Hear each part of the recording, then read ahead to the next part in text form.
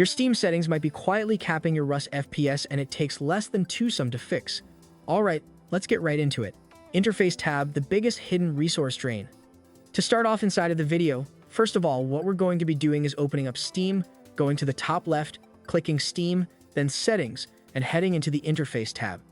Inside here, you're going to find an option called Enable GPU Accelerated Rendering in Web Views.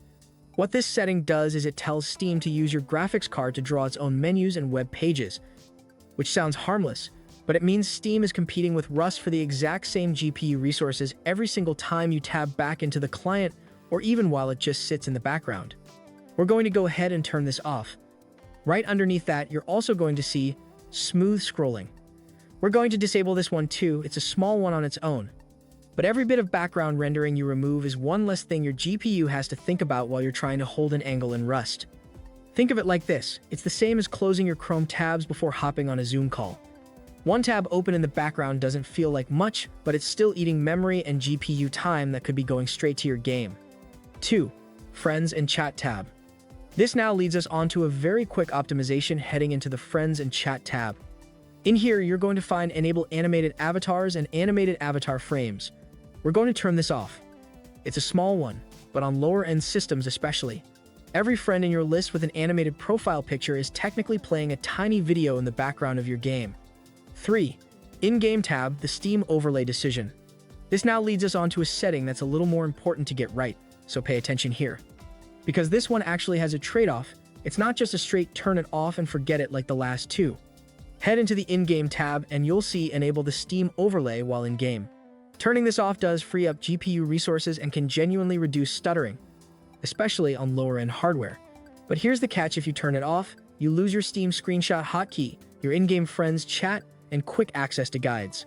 So if you're someone who takes screenshots, uses Steam chat mid-game, or buys skins through the overlay, you might want to leave this one on. But if you're purely chasing FPS and you don't touch any of that, turn it off. This is one of the settings that actually moves the needle.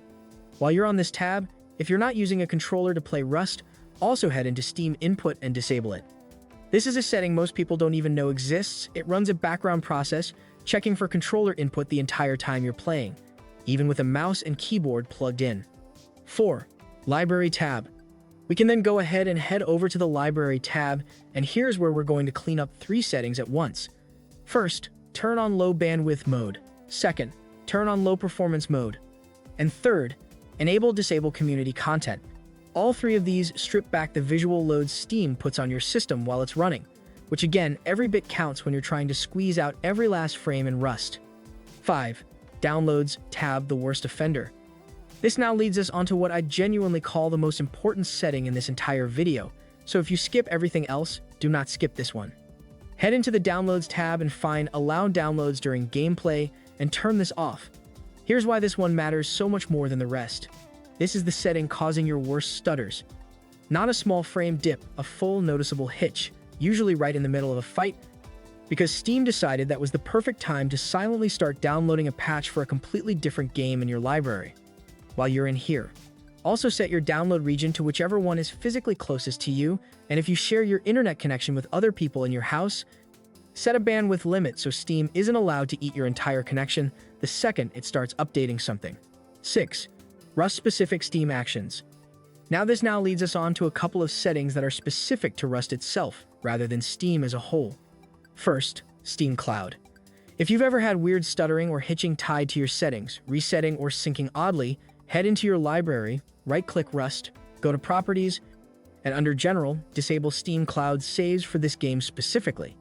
This stops Steam from syncing your config files in the background while you're playing. Second, and this is a really easy fix a lot of people skip, verify the integrity of your game files. Right-click Rust in your library, go to Properties, then Local Files, and click Verify Integrity of Game Files. If any of your Rust files got corrupted from a bad update or a crash, this will catch it and fix it automatically. And corrupted files are a surprisingly common cause of random stutter that has nothing to do with your settings at all. Third, Launch Options. Head back into Properties, General tab, and you'll see a box for launch options. Now I want to be straight up with you guys here. A lot of the launch options floating around online for Rust are outdated or straight up do nothing anymore, and some can actually hurt your FPS instead of helping it.